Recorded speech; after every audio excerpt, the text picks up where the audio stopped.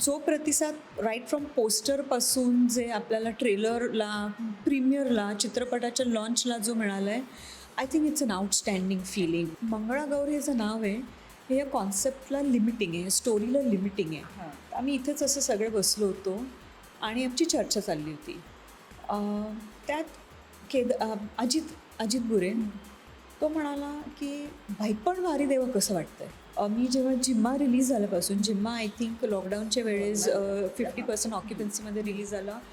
I was extremely worried and I must have prayed so much. Hello hi नमस्कार, मी मजागल अंकिता लोखंडे. बाई पण भारी देवा चित्रपट सगळीकडेच धुमाकूळ घालतोय. बरं, आपण सगळ्यांचेच इंटरव्ह्यू केले, पण चित्रपटाचा जो बॅकबोन असतो, ज्याच्याशिवाय चित्रपट बनूच शकत नाही, असे निर्माते माझ्यासोबत आहेत. माधुरी मॅम आहेत. कसे आहात तुम्ही? हाय, मी ठीक, अगदी हॅपी अँड प्राऊड. अगदीच, म्हणजे रोज एक एक आकडा वाढतोय. दररोज एक आकडा नाही, एक आकडापेक्षा बरंच वाढतंय, पण वी स्टील काउंटिंग. पण किती भारी फिलिंग आहे, कारण का महिलांचा चित्रपट, इतक्या भारी महिला, इतकी स्ट्रॉंग महिला त्याला सपोर्ट करते आणि पहिला चित्रपट बूम प्रेक्षकांपर्यंत पोहोचला. किती भारी feeling. So first and foremost I think I first take it as a blessing. कारण पहिली फिल्म, पहिला चित्रपट, एवढं यश, I really think it's a blessing. आणि फिलिंग म्हटलं तर it is a great feeling. खूप हॅपी, खूप प्राऊड, जसं मी म्हटलं. आणि सुरुवातीला वी न्यू ही फिल्म खूप चालणार, ही पॉप्युलर होणार. कारण एक आपण चित्रपट बनवताना, स्टोरी ऐकल्यापासून ते बनवताना एक ऑब्व्हियसली आपल्याला एक अंदाज येतो काय होतं. एक ते आपण जेव्हा शूटमध्ये एक पॉझिटिव्हिटी असते किंवा एक धमाल असते आणि ते कसं जुळून येतं ते बघून. आणि ही कास्ट आणि क्रू तर भारी आहेच, तर ते सगळं करताना ऑब्व्हियसली एक अंदाज येतो काय होतं आहे ते. पण जो प्रतिसाद राईट फ्रॉम पोस्टरपासून जे आपल्याला ट्रेलरला, प्रीमियरला, चित्रपटाच्या लॉन्चला जो मिळाला आहे, I think it's an outstanding feeling. बायकांनी जशी ही फिल्म उचलून धरली आहे, बायकांनी ॲक्च्युली एवढं रिलेट केलं या फिल्मला, त्यांनी आपली फिल्म म्हणून उचलून धरली आहे. आणि आपल्या घरी जसं लोकांना बोलवतात तसं ही फिल्म या, बघा, एकदा, दोनदा, तीनदा, एवढ्यांदा जात आहेत. I think it's unbelievable. अगदीच. पण जेव्हा तुमच्याकडे स्क्रिप्ट आली किंवा स्टोरी आली किंवा एक फोन आला की आपण असं असं करूयात का, एक ट्रिगर पॉईंट असतोच प्रत्येक व्यक्तीसाठी की अरे नाही हे केलं पाहिजे, किंवा माझा ऑब्व्हियसली पैसा मी ज्याच्यात ओतणार आहे किंवा इतकी एनर्जी फिनान्शियली, मेंटली आपण जी एनर्जी इन्व्हेस्ट करणार आहोत, एक ट्रिगर पॉईंट असतो. तो ट्रिगर पॉईंट काय होता? सो मी ही फिल्म येण्याआधी माझं बाकी प्रोडक्शन काम चालूच होतं. We were doing branded content, OTT shows केले हिंदी, मराठी, बांगलामध्ये, आणि ऑडिओ कॉन्टेंट केलं बऱ्यापैकी. तर तेव्हा असं थोडंसं होतं की आता एक मराठी चित्रपट करूया का. आणि I was looking at very scripts, बऱ्याच स्क्रिप्ट्स आल्या, चांगले डिरेक्टर्स, त्यांना भेटले मी. आणि मग त्यात अजितचा फोन आला की ही अशी स्क्रिप्ट आहे, करूया का. सो मी म्हटलं कोण आहे डिरेक्टर, ते सेट केदार शिंदे. म्हटलं मग जरूर करूया, भेटूया. आणि मग ती जेव्हा मी ऐकली आणि एक काय म्हणतो, खूपच ग्रेट गोष्ट आहे की जेव्हा केदार आला होता, ही वॉज व्हेरी क्लिअर. त्याचं जे एक कन्व्हिक्शन होतं या स्टोरीबद्दल, एक बिलीफ होतं, तर ते बघून I was like really प्लेझंटली very happy about it. त्यात तो मला पहिल्या दिवशी अगदी स्पष्टपणे बोलला की हे बघ, ह्याआधी मी 4-5 निर्मात्यांकडेही घेऊन गेलो आहे. तेव्हा या फिल्मचं नाव मंगळागौर होतं, जसं तू म्हणाली. आणि मी 4-5 निर्मात्यांकडे ही फिल्म घेऊन गेलो आहे, पण काही कारणास्तव ते झालं नाही आहे. तर मी म्हटलं अच्छा, अरे, so obviously your first film, production आणि जसं तू म्हणाली कॉस्ट, तर ते राहतं at the back of your mind. मी म्हटलं ऐकून घेऊया. आणि ती फिल्म जेव्हा मी जे नरेशन झालं, I think it just struck a chord. कारण आम्ही घरी 5 बायका आहोत, 3 बहिणी, माझी भाची, आई, अशा आम्ही 5 जणी आहोत. आणि आम्ही कायम मतलब आमच्या गप्पा गोष्टी चालतात, आम्ही भांडतो कचा, मग परत बाहेर फिरायला जातो, जेवायला जातो, परत येऊन थोडं भांडतो. आणि generally I could just relate to every aspect of the film. कारण काही प्रॉब्लेम झाला तर पहिले हे असं झालं, काय करायचं, अच्छा हे खूप चांगली गोष्ट झाली आहे, हे झालं, तर I could just relate to every point of every situation, in fact some dialogues असं मला वाटलं, अरे हे तर आपणच काल बोललो. तर I think that was what struck, I could relate to the film. तर दॅट वॉज माय डिसिजन की मी म्हटलं ही करूया. कास्टिंगबद्दल जसं तू म्हणाली, I think so when Kedar came to me, त्याच्या डोक्यात क्लिअर होतं हे कॅरेक्टर्स आहेत आणि तीज आर दी आपण काय म्हणतो 6 जणी ज्या होत्या त्याला एक आयडिया होती की ह्या प्रत्येक रोलसाठी ही आपण he was clear about it. आणि when I went through the script आणि जे प्रत्येकीचं जे कॅरेक्टर झालं आहे, मला नंतर असं वाटलं की अरे याशिवाय हे कॅरेक्टर कोणी करूच शकलं नसतं. राईट फ्रॉम जयाचा रोल जो रोहिणी मावशीने केला आहे किंवा शशीचा रोल वंदना मावशीने जो केला आहे, तर I think they are so apt for that character की इट वॉज जणू त्यांच्यासाठी लिहिलं आहे आणि it just fell in to place.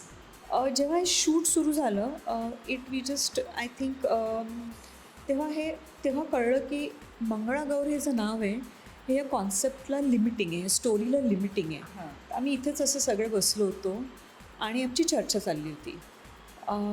त्यात अजित बुरे तो म्हणाला की बायपण भारी देवा कसं वाटतंय, आणि it was just a penny fail. सगळी लोकं, तर तेव्हा 2 ऑप्शन्स होते, बायपण भारी देवा आणि बायपण भारी र. तर we actually took a poll between us, पण बायपण भारी देवा वॉज दिसतो. याचं श्रेय जे नाव आहे, टायटल जे आहे ते अजित बुरेला जातं. आणि at that point of time it felt like a complete thing की this is the title, this is the film, we are going all out. अगदीच. पण तुमच्या जवळचं कॅरेक्टर कोणतं आहे? या चित्रपटात असंख्य कॅरेक्टर आहेत, एक जवळचं असतं ना की अरे हे मी जरा जास्त रिलेट करते. तर माझे 2 कॅरेक्टर्स फेवरेट आहेत. ॲक्च्युली असं म्हणता येणार नाही. I think when I look at 6 जणी ज्या आहेत ना, 6चं काम अगदी चोख झालं आहे. काम म्हणण्यापेक्षा आय कांट जज them because they are veteran actors आणि ज्या सहजतेने ते काम करतात, तर आय रिली कांट जज देम. आणि सगळं जग बघते, आत्ताच नाही आधीचं त्यांचं काम बघून. पण एक रिलेटेबल कॅरेक्टर जर म्हणता येईल तर I think would be Shashi, कारण अगदी बिंदास, दिलखुलास, आणि so I think I would relate to that as a character. पण जे आय वोंट से रिलेटेबल, पण बाकी जर म्हटलं तर माझं favourite character is Jaya's husband.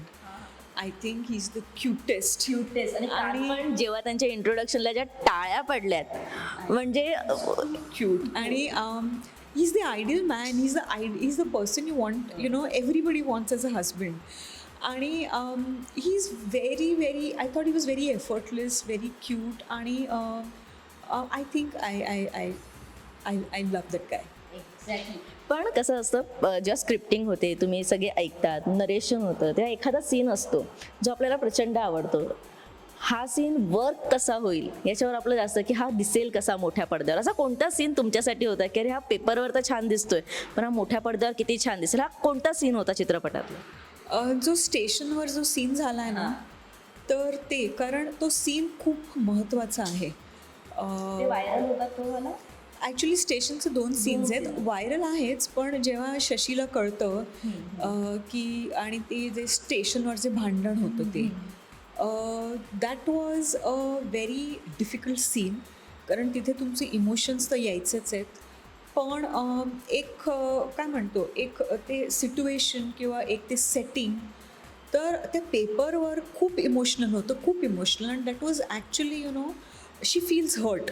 आणि Jaya did what she did, कारण तिला ते मतलब Jaya had to do that. पण तो सीन मला पेपरवर असं वाटलं होतं की हा कसा होणार, आणि तो 100% जसा प्लॅन केला होता तसा झाला, in fact even better. So I think that was the scene. पण तुम्हाला असं वाटतं का की मराठी चित्रपटांसाठी जे निर्माते आहेत त्यांना हा चित्रपट एक होप दिला आहे की मराठी चित्रपट केले तर चांगले चालतात, असं एक काय? मराठी चित्रपटांचं काही खूप निर्माते येतात, नवीन चित्रपट चालत नाही, ते परत जातात. नेक्स्ट चित्रपट उभा करण्याची त्यांच्यात हिंमतच नसते, कारण का प्रेक्षक तो सपोर्ट देत नाही किंवा कुठेतरी लूप राहतोच. तर तुम्हाला काय वाटतं या सगळ्या संदर्भात? So that's a very valid point. आणि एक प्रोड्युसर म्हणून जो माझा स्वतःचा जो प्रवास होता, तो प्रवास खूप काय म्हणतो, इट्स बीन खूप शिकायला मिळालं आहे मला. आणि महत्त्वाचं हे की हा एक 6-7 महिन्याचा प्रोजेक्ट होणार होता. तो 3.5 वर्ष लांबला, कारण पॅन्डेमिक, लॉकडाऊन, त्यानंतर लोक थिएटर्स बंद, थिएटर्स ओपन होतील का, मग थिएटर्स ओपन झाल्यावर प्रेक्षक येतील का, आणि एकतर आपल्याला मराठी सिनेमांना आपल्याला ते थिएटर्स तेवढे मिळत नाहीत, तर सगळ्याच गोष्टी आहेत. पण 2 गोष्टी, एकतर लाईक आय सेड, माझं कन्व्हिक्शन जे होतं या फिल्मबद्दल, टीमचं कन्व्हिक्शन जे होतं, जी टीम होती त्या टीमचं strength, right from Kedar, Ajit Bure, cast, प्रत्येक जो कलाकार आहे ते होतंच, त्यामुळे एक कन्व्हिक्शन येतं. पण जसं तू म्हणालीस की निर्मात्याला होप, तर आय थिंक त्यात भरपूर गोष्टी वर्क व्हायला लागतात. एकतर प्लॅनिंग जर चोख असेल ना, तर I don't think it should be so much of a challenge. दुसरी गोष्ट महत्त्वाचं, ते एक स्टोरी प्रेक्षकांना आवडते नाही आवडत, तो एक महत्त्वाचा मुद्दा असतोच.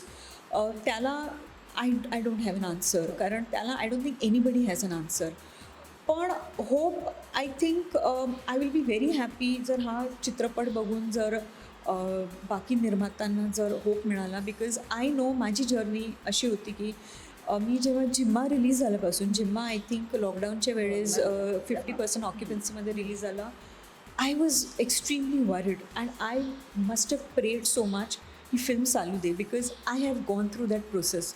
I want every film, be it Hindi, be it Marathi, I want all the films to work, कारण I know what the producer has gone through. तर ते आहेच, पण आय थिंक जर if you manage to give that hope to other producers, I will be very happy if this film manages to do that. अगदीच. पण हा एक माझा शेवटचा प्रश्न आहे की प्रत्येक प्रोजेक्ट किंवा प्रत्येक फिल्म किंवा प्रत्येक तुमच्याकडे आलेला एखादा प्रोजेक्ट आपल्याला माणूस म्हणून खूप काही देऊन जातो किंवा खूप काही शिकवतो किंवा आपण वेगळेच होतो त्या प्रोजेक्टनंतर. तर एका 3 वर्षात तुम्ही स्वतःमध्ये काय बदल तुम्हाला दिसला आहे? पहिलं म्हणजे पेशन्स, कारण इट्स नॉट इझी. स्ट्रेसही झाला होता, पण patience is a main thing. ते मी I think I have learned that maybe the hard way, maybe I did not have a choice, पण I think all is well that ends well. दुसरी गोष्ट जे मी शिकले ते is importance of team work, कारण you have to have a team which supports you, which stands by you, आणि I think so these R the 2 important things I think जे I appreciate. अगदीच. पण आता हा शेवटचा प्रश्न असू शकतो माझा की मला माहिती आहे याचं उत्तर तुम्ही मला नाही देणार, पण एक छुपा हे असतं ना आपला स्वार्थ, की अरे हा आकडा क्रॉस झाला पाहिजे किंवा इथपर्यंत जाऊन थांबलं पाहिजे, असं कोणतं आहे? सो एकतर आय डोंट थिंक थांबलं पाहिजे at all, so we can just keep counting. I really want us to break all records. अशामुळे नाही की ते कमर्शियल किंवा काय, कारण आय रिअली फील जे बायकांना एक होप मिळाला आहे आणि जे जसं उचलून धरलं आहे उत्स्फूर्तपणे, I think every women should watch this film. फक्त मराठीच नाही, माझ्या स्वतःच्या ज्या मैत्रिणी आहेत, ज्या नॉन महाराष्ट्रीयन आहेत, त्यांनी जाऊन ही फिल्म पाहिली आहे. मराठी डायस्पोरा जो आहे, US, UK, Australia, I think they all love the film. पुरुषांनी जाऊन पाहिली पाहिजे ही फिल्म, कारण I think it's a beautiful film. It makes you think, आणि जर का ही फिल्म पाहून तुम्हाला थोडं जरी लाईक तुमच्या स्वतःच्या लाईफमध्ये आणि it gets you closer to your sister or other women in your life, I be very happy. तो I think every woman should watch it, आणि जोपर्यंत ते होत नाही तोपर्यंत चालू राहावी. सो प्रत्येक रेकॉर्ड ब्रेक, आकडा break, I think we should just cross. म्हणजे आपण पुन्हा 100ची सक्सेस पार्टी ठेवायची आहे का? Absolutely, absolutely. ओके, इन्व्हिटेशन आत्तापासूनच आलं आहे आणि हे असंच चालू राहू दे. Thank you so much. आणि तुमच्यासारखे निर्माते आहे चित्रपटांच्या मागे मराठी म्हणून, काय म्हणतात, आपण थोडा एक स्टेप पुढे गेलो असं आपण म्हणू शकतो. आणि आता जरा गच्चीवर जाऊया एक 100 क्रॉस केल्यानंतर. Thank you so much and all the very best. Thank you so much. Thank you. Marathi चित्रपटसृष्टीतील लेटेस्ट अपडेट्स आणि गॉसिपसाठी आमच्या चॅनेलला सबस्क्राईब करा आणि बेल ऐकन दाबायला विसरू नका.